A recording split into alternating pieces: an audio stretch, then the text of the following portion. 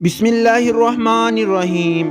Info 56 के मुअज़्ज़िज़ दोस्तों, मैं हूं हाफिज़ मुदस्सिर और आप देखने वालों को मेरी तरफ से अस्सलामु अलैकुम। दोस्तों, अगर आप अपने दिमाग को तरोताज़ा और रोशन करना चाहते हैं और रूहानियत की दुनिया में परवाज़ करना चाहते हैं और अपने दिमाग को सुकून पहुंचाना चाहते हैं, तो आज की वीडियो दोस्तों आपके लिए है।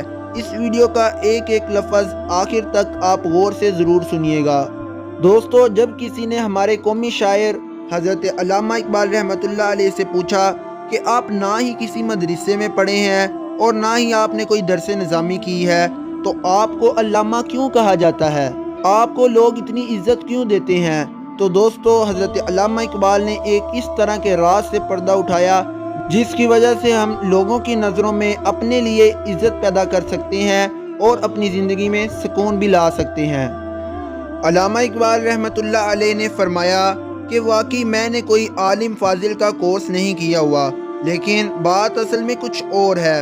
आप फरमाने लगे कि दुनिया की मुझे ये इज़्ज़त देना और मेरे कलाम में ये असर और मेरे कल्बो रूह की ये ताज़गी, ये सब रसूल अल्लाह सल्लल्लाहु अलैहि व आलिहि वसल्लम से वालिहाना इश्क व मोहब्बत की बदौलत है। और ये सब तब मुमकिन हुई जब मैंने रसूल अल्लाह सल्लल्लाहु अलैहि व आलिहि वसल्लम पे दरूद पाक पढ़ना शुरू किया।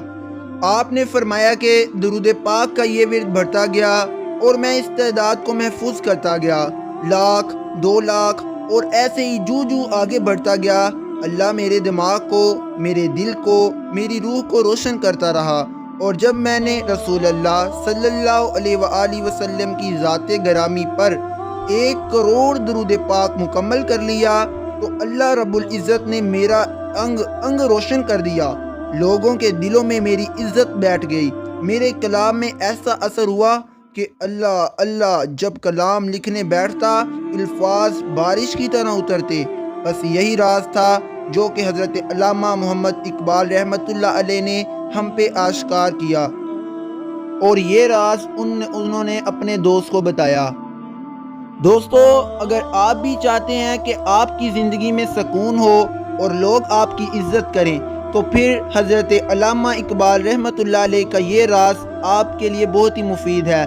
आप भी इस पर अमल करके लोगों के दिलों में अपने लिए इज़्ज़त पैदा कर सकते हैं। दोस्तों, इसी राज की एक और मिसाल भी मैं आपको सुनाता हूँ। मेरे एक बहुत ही अजीज़ दोस्त जो कि एयर फोर्स में मुलाजमत किया करते थे, वहाँ उनकी मुलाकात एक आशिक रसूल सल्लल्लाहु अलैहि वसल्लम से हुई, जिनसे ये राज उनको मालूम हुआ।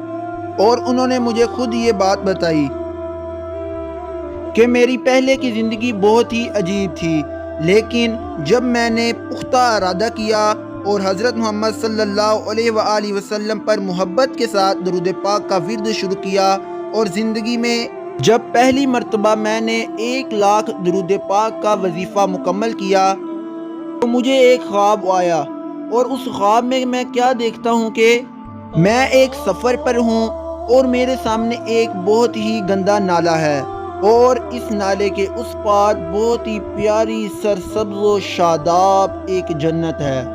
खैर, वो बताते हैं कि मैंने बहुत ही मुश्किल से वो नाला किसी भी तरीके से करके पार कर लिया और दूसरी पार पहुंच गया।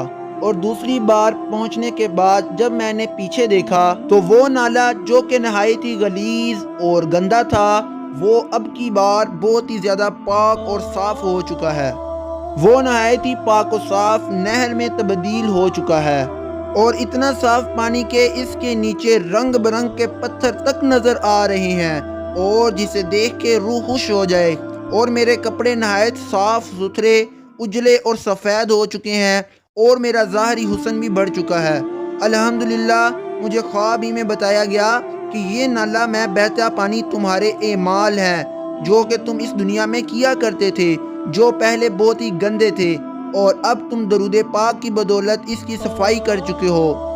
अब ये सारे नेकियों में तब्दील हो चुके हैं। यकीन जानिए, वो दिन और आज का दिन, वो बंदा कब से सर्विस करके रिटायर हो चुका है, आज भी उनका दरूद पाक का विर्द वैसे ही जारी है।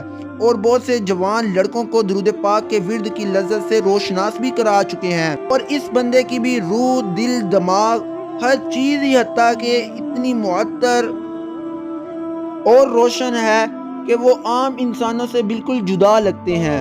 دوستو، ان کی زندگی بہت ہی سکون کے ساتھ وہ گزار رہے ہیں۔ دوستو، ہم دعا کرتے ہیں کہ اللہ ہم سب کو آقا و مولا مدنی تاجدار رسول اللہ صلی اللہ علیہ وسلم پہ کثرت کے ساتھ درود پاک پڑھنے کی سعادت نصیب فرمائے۔